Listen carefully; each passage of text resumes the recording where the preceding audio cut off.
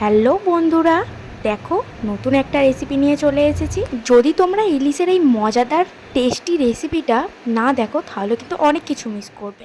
এটা চলছে ইলিশের সিজন, আর ইলিশের সিজনে ইলিশ হবে না বাড়িতে, এটা কি আর হয়? দেখতে থাকো সকলে।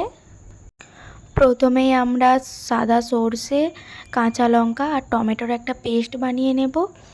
তারপর আগে থেকে ইলিশ মাছগুলোকে যে হলুদ আর নুন মাখিয়ে রাখা হয়েছিল ওটাকে ভেজে নেব। তারপর ওটা ভাজা হয়ে গেলে ভালোভাবে ওই মাছ ভাজার তেলটাতে ওই পেস্টটা দিয়ে দেব। তারপর ওই পেস্টটা দিয়ে একটু জল দিয়ে কিছুক্ষণ নেড়ে নেব। তারপর তাতে হলুদ গুঁড়ো, লঙ্কা গুঁড়ো আর কাঁচা লঙ্কা, লবণ এগুলো দিয়ে ভালোভাবে একটু কষিয়ে নেব। ওটা একটু কষা কষা হয়ে এলে ওটাতে ভাজা মাছগুলো দিয়ে দেব। ভাজা মাছগুলো একটু উল্টে পাল্টে নেবে যাতে ভালোভাবে মশলাটা যায় ওর মধ্যে।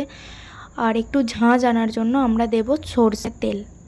ইলিশের সাথে সরষের তেলের কম্বিনেশনটা জন্মান্তরের, তাই ইলিশ মাছ সরষের তেল ছাড়া আমরা ভাবতেই পারি না। অনেকের আবার গন্ধ লাগে তাই ইলিশ মাছ খায় না। এইভাবে বাড়িতে বানান, আঙুল চেটে পুটে খাবে। আর যারা যারা ভিডিওটা লাস্ট পর্যন্ত দেখছো তাদের জন্য বলি, আমার স্ক্রিনে একটা ভিডিও আসছে, তোমরা দেখতে পাবে। ওটা আছে ইলিশ মাছের থালির, সবাই যেয়ে ভিজিট করে দাও।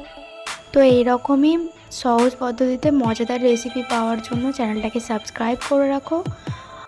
ভালো লাগলে একটা লাইক করে দিও। তো তোমাদের সাথে দেখা হবে আরও একটা নতুন মজাদার রেসিপি নিয়ে। এখনের মতো টাটা।